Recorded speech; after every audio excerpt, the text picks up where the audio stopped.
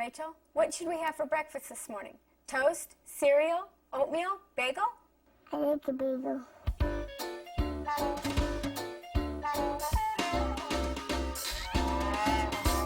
Would you like cream cheese or jelly?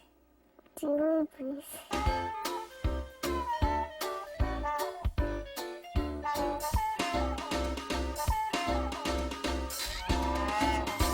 Hun, red cup or blue cup?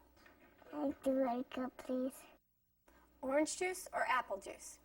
Orange juice. You know what, hun? I thought I told you to put on the other outfit. I thought this one would look better.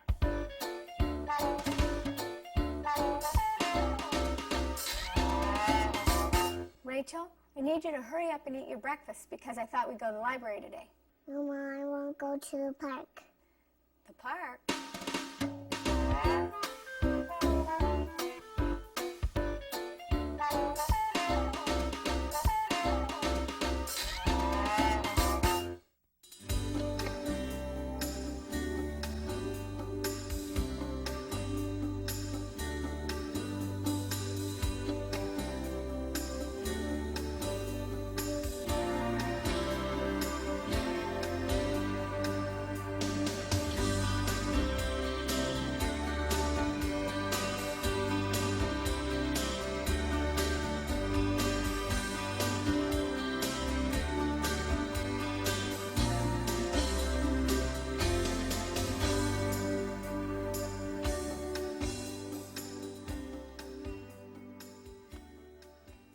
And welcome back.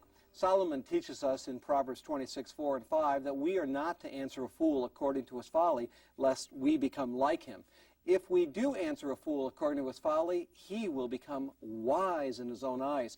We're going to talk about that topic in this particular session, Anne-Marie, children becoming wise in their own eyes. Right, and what happens when they do become wise in their own eyes? There's so many behaviors that occur in your home during the day, and you're thinking, where do these come from? Well, hopefully after tonight's lesson, you'll have a much better idea. That's right. In a few moments, our class is going to join us as they usually do, and then we're going to join you. So get ready, get your outlines out. We're going to start that first installment on Discipline Issues, Part 1.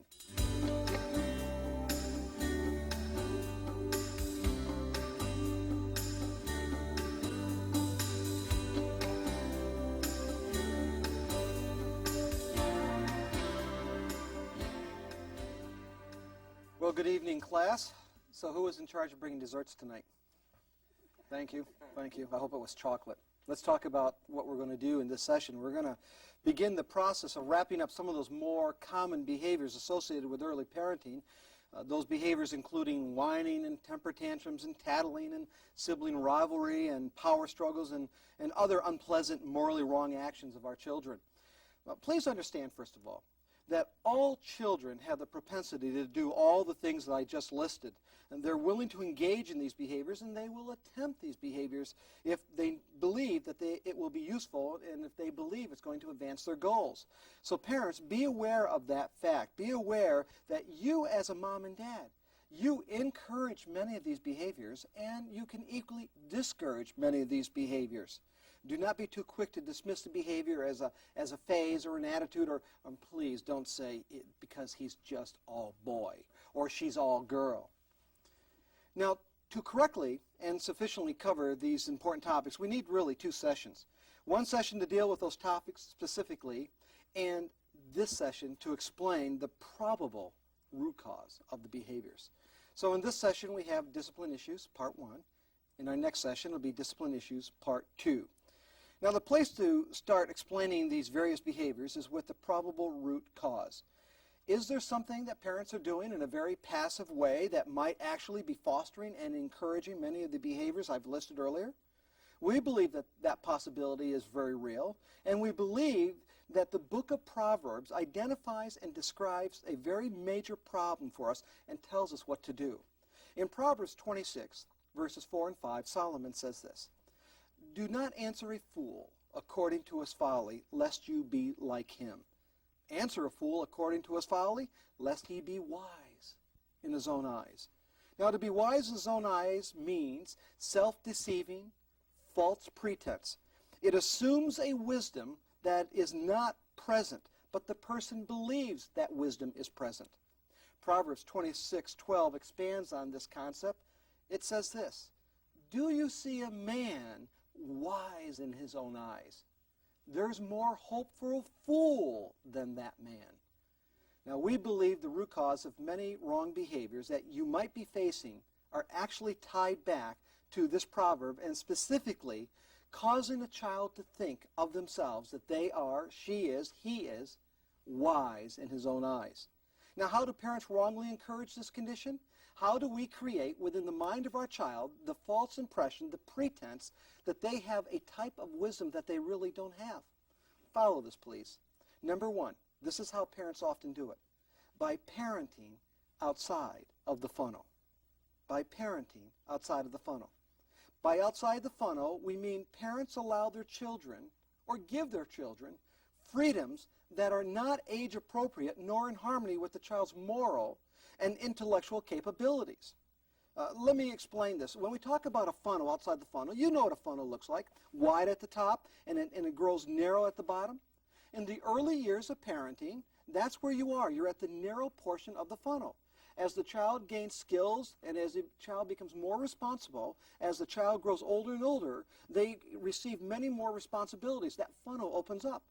Now, the problem that I'm talking about is that young children are given too many freedoms outside of the funnel. In fact, look on your outline. There's a little diagram that will best demonstrate this. Notice on your outlines the two sets of numbers, the 1, 2, 3 and 1, 2, 3. One set is inside the funnel, one set is outside the funnel. Right now, this is what I want you to do for me. I want you to connect with a vertical line, the two number ones. Would you do that, please? Connect for me the two number ones right now. Now, let me explain it. Number one represents behaviors and freedoms given to, let's say, a 3-year-old that really belongs to a 7-year-old. If you notice that first number one outside the funnel, that's a behavior. That's a freedom that belongs up to for an older child. Now connect number two, please, with a vertical line with the number 2 inside that funnel. Number 2, again, represents freedoms granted a 6-year-old that are not age appropriate for a 6-year-old, but are appropriate for an 8-year-old. But we have our children, that 6-year-old is given that freedom. And then, of course, you can connect number 3, and I think you get the picture of what I'm saying. While our children are young, we need to parent them inside the funnel. We need to be very, very careful not to give them too many freedoms outside of their age ability or outside of their moral capacity to regulate those freedoms. Now, here's the basic problem as we see it. Children are given freedoms that are not age appropriate, but as a result of these freedoms, they are causing the child to perceive himself or herself as being wise in her own eyes. And the 3 areas of freedom that contribute to this problem are these. Number 1, premature freedoms in decision-making. That's number 1. Premature physical freedoms. That's number 2. And premature verbal freedoms. That's number 3. Now let's see how all of this unfolds, starting with freedoms in decision-making. Anne-Marie and I believe that as a generation of moms and dads that you have been bombarded with some notions that are just not healthy for your family and that really are creating more conflict in your home with your children. One of the notions is the idea that you need to be giving your children many, many choices. And what we want to suggest to you is the possibility that even as a generation, you may be giving your children too many choices too early. In fact, let me explain this concept to you, again, reaching back to Proverbs 26:4 and 5, and the concept of raising children that are becoming wise in their own eyes. Let me start out with your own kitchen in the morning. Let's say that you offer, follow this now, you offer as a sacrificial, caring mom, your orange juice to your child in his red cup. But your child reminds you, but Mom, the red cup's not my cup, the blue cup's my cup. And so you say, oh, you know what, honey? That's right. I could put the orange juice in the blue cup. That's no problem. And so you start to pour the orange juice in the blue cup, but the child politely reminds you that, Mom, you said I could have grape juice. And so, you know what? I did say you could have grape juice. That's not a problem. I'll drink the orange juice. By now, Dad is coming through the kitchen, and the toast pops up. And so Dad butters the toast and cuts it in half and puts it on a plate and brings it over to your son. Your son says, Mom, Dad, I was going to have jam on my toast this morning. And so Mom's, you know what, that's not a big deal. I was going to have toast. I'll eat the toast with butter. We can make you some more toast. So you get through the breakfast, okay, now it's reading time. And so you bring your child over to the couch and said, Mommy's going to read you a story. You sit right here and Mom's going to read a story. Child says, Mom, I want to sit over here next to the pillows. Okay, honey, that'll be fine. Now, what book should we read? Well, let's see. Let's read this book right here. We haven't read this book in a long time. Mom, I want to read this book. Well, honey, we read that book yesterday, but it's my favorite. Okay, if it's your favorite, we could read that story again. So far, everything's going fine. But then you get to, let's say, lunchtime. The child has all of his little soldiers out and his army men and his trucks, and you come up to your son and say, son, in a few minutes I'm going to have you pick up because we're going to have lunch, and then after lunch you're going to take a nap because after the nap we've got to go pick up Daddy early from work. Child says, Mom, I'm not going to take a nap today. No. You are going to take a nap today. Mommy, no, because if I have lunch, I'm going to have it here because I'm going to play with my trucks. I'm going to have lunch right here. No, you're not going to have lunch. You're going to have lunch at the lunch table. No, Mommy, I'm not going to do that. Yes, you are. You're going to have lunch. You're taking a nap. No, Mommy, you take a nap. Now you begin to wonder, what happened? What happened? Haven't I been the wonderful, benevolent, gracious mother? Haven't I allowed my child to help facilitate his day with choices? Follow me on this. Answer me as a class, would you please? Who decided that it was going to be the blue cup and not the red cup? Well, who decided that it was going to be grape juice and not orange juice? Who decided that it was going to be jam and not butter? Who decided that it was going to, where he was going to sit for reading time?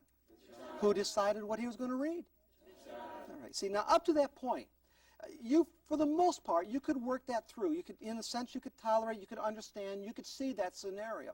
Nothing really overly troubled you. No serious red flags went off in your mind.